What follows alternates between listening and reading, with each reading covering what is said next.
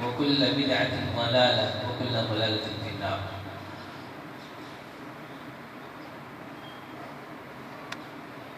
ہر قسم کی تعریف، بزرگی، بڑائی اللہ وحدہ لا شریک کے لیے لائق اور زیبا ہے، ساری کائنات کا خالق، مالک، رازق اور ہماری ہر قسم کی عبادتوں کا تنہا مستحق ہے۔ اللہ کی رحمتوں اور برکتوں کا نزول ہو اس روئے زمین پر بھیجے گئے فردن فردن سارے ہی انبیاء اکرام پر، خصوصیت کے ساتھ ہمارے اور آپ کے آخری نبی امام المرسلین رحمۃ للعالمین جناب محمد صلی اللہ علیہ وسلم پر۔ برادران اسلام، عزیز دوستوں، خواتین اسلام، اللہ کے حقوق کے بعد اگر کسی کے حقوق ادائیگی کے سب سے زیادہ حقدار ہیں وہ والدین کے حقوق ہیں۔ اللہ تعالیٰ نے قرآن مجید میں بیشتر مقامات پر اپنی عبادت اور بندگی کا حکم دینے کے بعد والدین کے ساتھ حسن سلوک کی تاکید فرمائی ہے۔ اللہ نے فرمایا وَاعْبُدُوا اللَّهَ وَلَا تُشْرِكُوا بِهِ شَيْئًا وَبِالْوَالِدَيْنِ إِحْسَانًا، اللہ کی عبادت کرو، اس کی عبادت میں کسی کو شریک نہ ٹھہراؤ اور والدین کے ساتھ اچھا سلوک کرو۔ ایک جگہ اللہ نے فرمایا وَإِذْ أَخَذْنَا مِيثَاقَ بَنِي إِسْرَائِيلَ، یاد کرو جب ہم نے بنی اسرائیل سے وعدہ لیا، عہد و پیمان لیا، لا تعبدون الا اللہ، اللہ کے سوا کسی کی عبادت نہ کرنا، وبالوالدین احسانا، والدین کے ساتھ اچھا سلوک کرنا۔ اگر والدین کافر یا مشرک ہو تب بھی ان کے ساتھ حسن سلوک کرنا واجب ہے۔ اسماء بنت ابی بکر رضی اللہ عنہا فرماتی ہے میری والدہ مدینہ آئی، وہ مشرکہ تھی، میں نے نبی کریم صلی اللہ علیہ وسلم سے سوال کیا، پوچھا اللہ کے رسول کیا میں اپنی والدہ کے ساتھ حسن سلوک کروں، اچھا سلوک کروں؟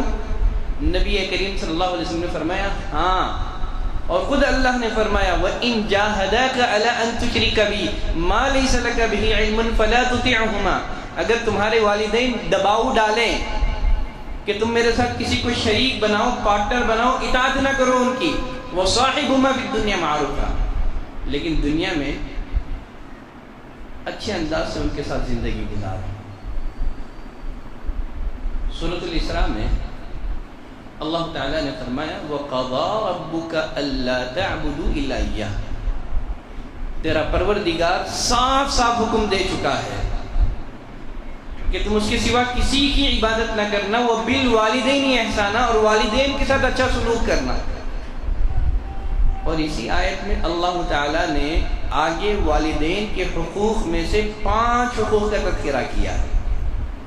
فرمایا اما یبلغن عندک الکبر احدهما او کلاهما فلا تقل لهما اف، اگر تمہاری موجودگی میں تمہارے ماں باپ میں سے کوئی ایک یا دونوں بڑھاپے کی عمر کو پہنچ جائے تو انہیں اف تک نہ کہو اور انہیں مت ڈانٹو۔ والدین چاہے بوڑھے ہو یا جوان، اولاد پر ضروری ہے والدین کے ساتھ اچھا سلوک کریں۔ اس آیت کریمہ میں اللہ نے خصوصیت کے ساتھ والدین کے بڑھاپے کا واسطہ دے کر کے کہا اگر تمہارے والدین میں سے کوئی ایک یا دونوں بڑھاپے کی عمر کو پہنچ جائیں انہیں اف تک نہ کہو۔ والدین اولاد کے حسن سلوک کے سب سے زیادہ حقدار بڑھاپے میں ہوتے ہیں۔ اس کی پہلی وجہ یہ ہے کہ بڑھاپے میں والدین کما نہیں سکتے ہیں، ان کے اعضاء کمزور ہو جاتے ہیں۔ اولاد کو چاہیے کہ ان کی ضرورتوں کا خیال رکھیں، انہیں نان اور نفقہ فراہم کریں۔ والدین اس امید پر اپنی اولاد کو، اپنے بچوں کو پڑھا لکھا کر قابل بناتے ہیں تاکہ وہ بڑھاپے کا سہارا بنے، مگر ہمارے معاشرے میں بوڑھے والدین کی اکثریت قسم پرسی کی زندگی گزار رہی ہے، ان کا کوئی پرسان حال نہیں ہے۔ بڑے افسوس کے ساتھ کہنا پڑتا ہے کہ ایک باپ 10 بچوں کی کفالت کرتا ہے، لیکن 10 بچے مل کر کے ایک باپ کو پال نہیں سکتے۔ لتا حیا نے کیا ہی خوبصورت اشعار کہے ہیں، بڑی گاڑی، بڑا بنگلہ، بڑا عہدہ سبھی کچھ ہے، مگر ماں باپ جب مانگے نہیں جیبوں میں ایک پائی۔ وہ کتا پال سکتا ہے مگر ماں بوجھ لگتی ہے، اسے کتے نے کیا کچھ بھی وفاداری نہ سکھلائی۔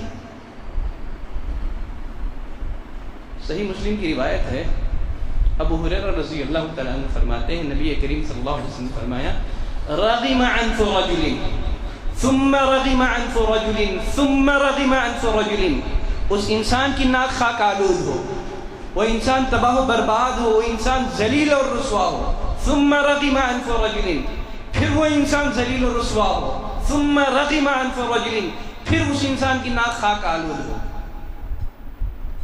جس نے اپنے والدین میں سے دونوں کا یہ ایک کو بڑھاپے کی حالت میں پائے، ان کی خدمت کر کے خود کو جنت کے حقدار نہ بنائے۔ اللہ نے فرمایا یسألونک ماذا ينفقون، لوگ آپ سے سوال کرتے ہیں کہ کیا خرچ کریں۔ اللہ نے فرمایا کیا خرچ کریں اس سے زیادہ اہم یہ ہے کہ کن پر خرچ کیا جائے۔ فرمایا ما انفقتم من خیر، جو بھی حلال مال تم خرچ کرو، فللوالدین، تمہارے خرچ کے سب سے زیادہ حقدار تمہارے والدین ہیں۔ تو بڑھاپے کا واسطہ دے کر کے اللہ نے فرمایا کہ والدین بوڑھے ہو جائیں، ان کی ضروریات کا خیال رکھو، انہیں نان اور نفقہ فراہم کرو۔ بڑھاپے کا واسطہ دے کر خصوصیت کے ساتھ اللہ نے حسن سلوک کی تاکید اس لیے بھی فرمائی ہے، والدین کی محبت اولاد کے ساتھ یہ بدستور قائم رہتی ہے، لیکن اولاد کی محبت آگے چل کر اپنے اولاد کی طرف منتقل ہو جاتی ہے اور والدین کو نظر انداز کر دیتے ہیں، والدین سے توجہ ہٹ جاتی ہے۔ اسی لیے اللہ نے فرمایا والدین بوڑھے ہو جائے تو خصوصی طور پر ان کا خیال رکھو۔ اور ایک تیسری وجہ یہ بھی ہے، بڑھاپے میں انسان کے مزاج میں چڑچڑا سا پن آ جاتا ہے، بڑھاپے کی وجہ سے والدین کے مزاج چڑچڑا سا ہو جاتا ہے، بچے برداشت نہیں کر پاتے ہیں، الٹے سیدھے جوابات دے دیتے ہیں۔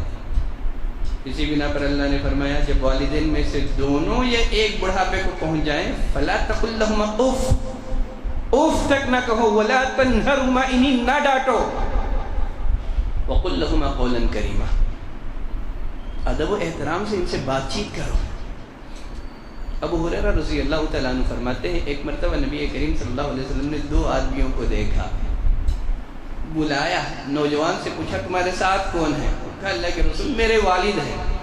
نبی کریم صلی اللہ علیہ وسلم نے نوجوان کو نصیحت کی، کہا یہ تمہارے والد ہیں، نام لے کر کے والد سے مخاطب نہ ہوا جائے، نام لے کر کے باپ کو نہ پکارو، یہ تمہارے باپ ہیں، چلتے ہوئے ان سے آگے چلا نہ کرو، ان سے پہلے بیٹھا نہ کرو۔ ابراہیم علیہ السلام اپنے کافر باپ سے کیسے مخاطب تھے؟ یا ابتی لا تعبد الشیطان، یا ابی نہیں کہا، یا ابتی، اے میرے پیارے ابو جان۔ ہم اپنے ماں باپ سے جس انداز سے مخاطب ہوں گے، ہماری اولاد بھی ہمیں اسی انداز سے مخاطب ہوگی۔ ابراہیم علیہ السلام نے خواب میں دیکھا کہ وہ اپنے بیٹے کو ذبح کر رہے ہیں، بیٹے سے اپنے اس خواب کا تذکرہ کیا،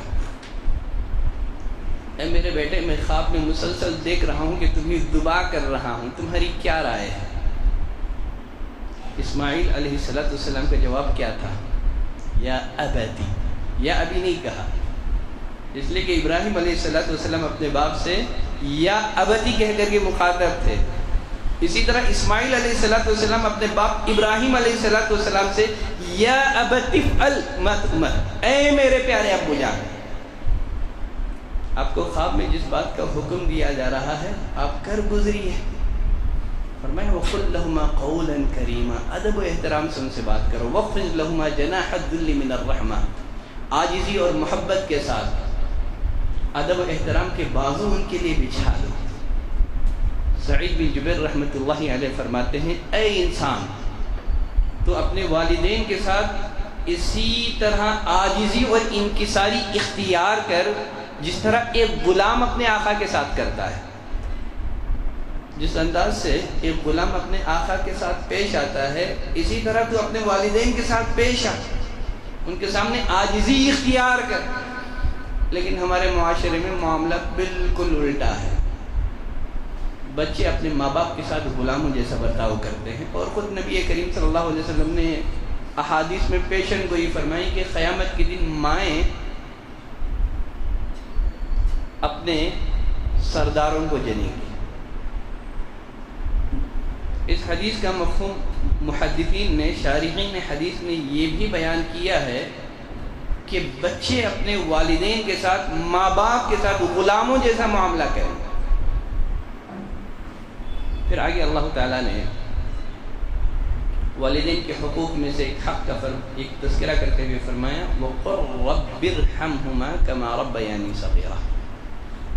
اولاد کو چاہیے کہ والدین کے حق میں دعا دیں، رَبِّ ارْحَمْهُمَا كَمَا رَبَّيَانِي صَغِيرًا، اے پروردگارا میرے والدین پر رحم و کرم کا معاملہ فرما جس طرح بچپن میں انہوں نے میرے ساتھ رحم و کرم کا معاملہ کیا۔ والدین کے حق میں دعا دیں۔ ایک حدیث میں نبی کریم صلی اللہ علیہ وسلم نے فرمایا اس آدمی پر اللہ کی لعنت ہو جو اپنے والدین کو لعن طعن کرتا ہے۔ دعا کا ہمیں حکم دیا گیا ہے، جو اپنے والدین کو برا بھلا کہتا ہے۔ صحابہ نے پوچھا اللہ کے رسول کیا کوئی ایسا بیٹا بھی ہوگا جو اپنے والدین پر لعن طعن کرے گا؟ نبی کریم صلی اللہ علیہ وسلم نے فرمایا وہ دوسرے کے باپ کو گالی دیتا ہے، نتیجتاً وہ اس کے ماں باپ کو گالی دیتا ہے۔ ہم کو صرف نہ یہ کہ ماں باپ کو گالی دیں، کوئی ایسی حرکت نہ کریں کہ سامنے والا جس کے نتیجے میں ہمارے ماں باپ کو گالی دے۔ اگر ہم دوسروں کے ماں باپ کو گالی دیں گے، وہ ریاکشن میں رد عمل میں ہمارے ماں باپ کو گالی دے گا۔ نبی کریم صلی اللہ علیہ وسلم نے فرمایا کہ ایسے بچوں پر بھی اللہ کی لعنت برستی جو والدین کے لعن اور طعن کا سبب بنتے ہیں۔ وَقُلْ رَبِّ ارْحَمْهُمَا كَمَا رَبَّيَانِي صَغِيرًا۔ اولاد کو چاہیے کہ والدین کے حق میں کثرت سے دعائیں مانگے، رَبِّ ارْحَمْهُمَا كَمَا رَبَّيَانِي صَغِيرًا۔ اللہ سے دعا کرتے ہیں کہ پروردگارا تو ہمیں توفیق دے کہ ہم والدین کے ساتھ حسن سلوک کا معاملہ کریں، ان کے جملہ حقوق ادا کریں۔ اے پروردگارا اس معاملے میں اگر ہم سے کوتاہی ہو چکی ہو تو پروردگارا ہماری کوتاہیوں کو تو درگزر فرما۔ سبحانک اللہم و بحمدک اشہد ان لا الہ الا انت استغفرک و اتوب الیک۔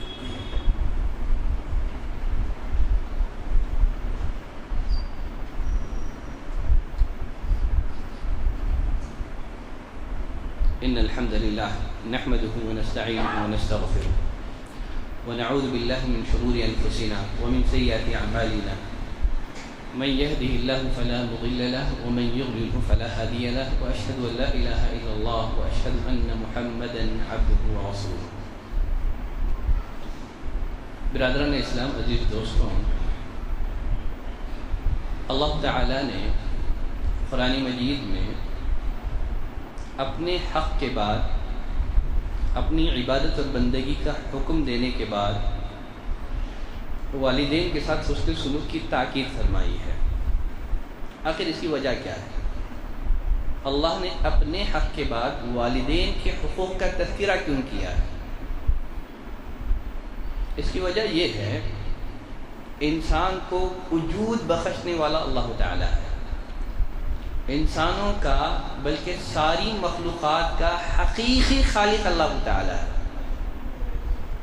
چونکہ دنیا میں انسان کے آنے کا ظاہری سبب اللہ نے والدین کو بنایا ہے۔ دنیا کی ہر چیز کا اصل پروردگار اللہ تعالی ہے، لیکن انسان کی تربیت کا ظاہری سبب اللہ نے والدین کو بنایا ہے۔ والدین اولاد کو دنیا میں لاتے ہیں، انہیں پال پوس کر بڑا کرتے ہیں، ان کی تربیت پر مشقتیں برداشت کرتے ہیں،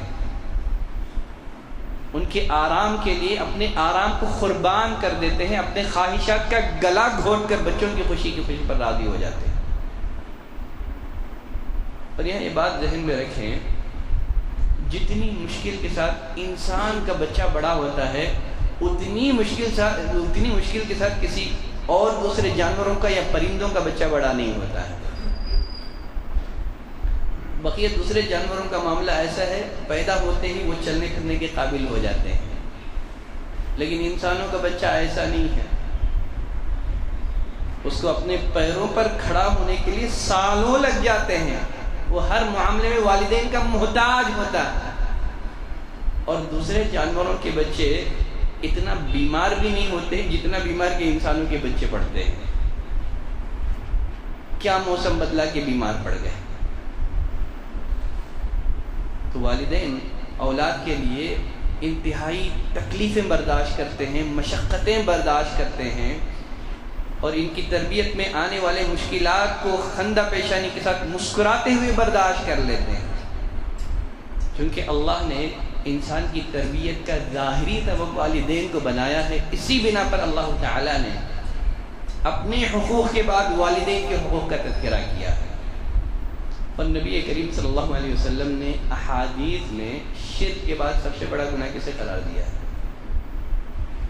شرک کے بعد نبی کریم صلی اللہ علیہ وسلم نے سب سے بڑا گناہ والدین کی نافرمانی کو قرار دیا ہے۔ فرمایا الا انبئکم باکبر الکبائر، اے میرے صحابہ کیا میں تمہیں گناہوں میں جو سب سے بڑے گناہ ہیں ان کے بارے میں باخبر نہ کروں؟ صحابہ نے کہا اللہ کے رسول ضرور باخبر کریں۔ آپ نے فرمایا گناہوں میں سب سے بڑا گناہ شرک ہے۔ اور دوسرے نمبر پر نبی کریم صلی اللہ علیہ وسلم نے کس گناہ کا ذکر کیا؟ حقوق الوالدین، والدین کی نافرمانی۔ تو ضرورت اس بات کی ہے کہ ہم والدین کے ساتھ اچھا سلوک کریں، ان کی خدمت کریں، ان کے وجود کو غنیمت جانیں۔ انشاءاللہ اس موضوع سے متعلق ہماری مزید گفتگو آنے والے خطبوں میں بھی جاری رہے گی۔